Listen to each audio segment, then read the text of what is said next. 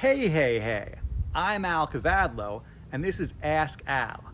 Today's question comes from Mayuk, who wants to know what I think is the best push-up variation for building strength, muscle, and athleticism.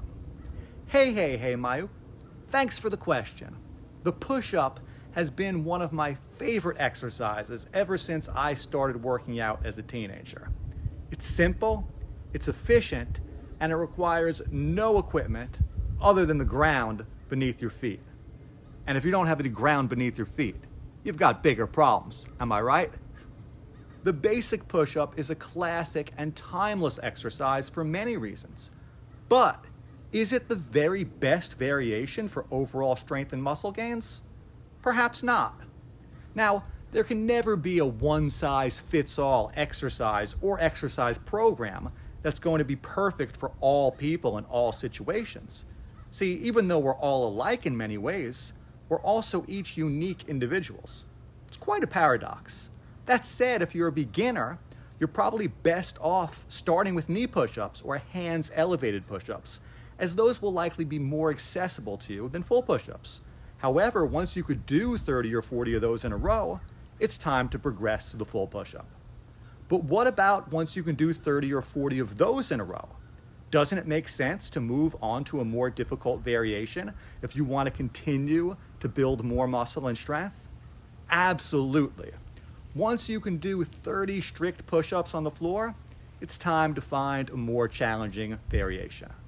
The most pragmatic way to progress beyond the standard push-up is simply to elevate your feet.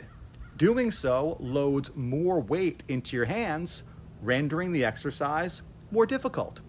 It's sort of like the body weight equivalent of putting more plates on a barbell. Sort of. The higher you put your feet, the more difficult it becomes. However, if you elevate your feet too much, you may have to shorten your range of motion slightly to keep your face from hitting the floor at the bottom. So try not to put your feet any higher than knee height. But what about once you can do 30 or 40 of those in a row? If you move your hands a bit down lower toward your hips, you again load more of your weight into them. This is sometimes known as a pseudo planche push-up, as it more closely resembles a gymnastics planche compared to a standard push-up. Though obviously, it's much less difficult than a full planche because your feet remain on the ground.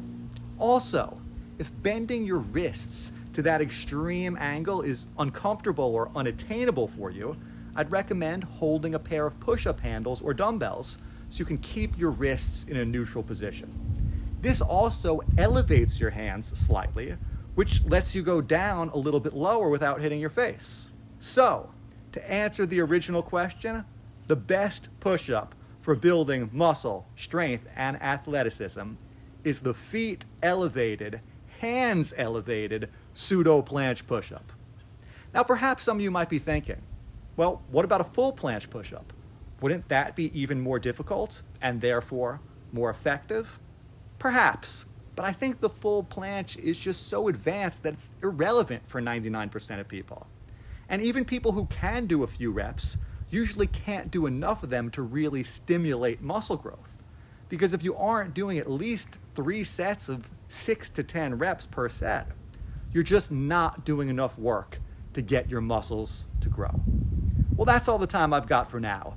If you enjoyed this video, make sure to give me a thumbs up and subscribe.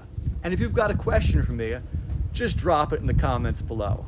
Maybe I'll answer yours on the next episode. Till then, I'm Al Kavadlo, and we're working out.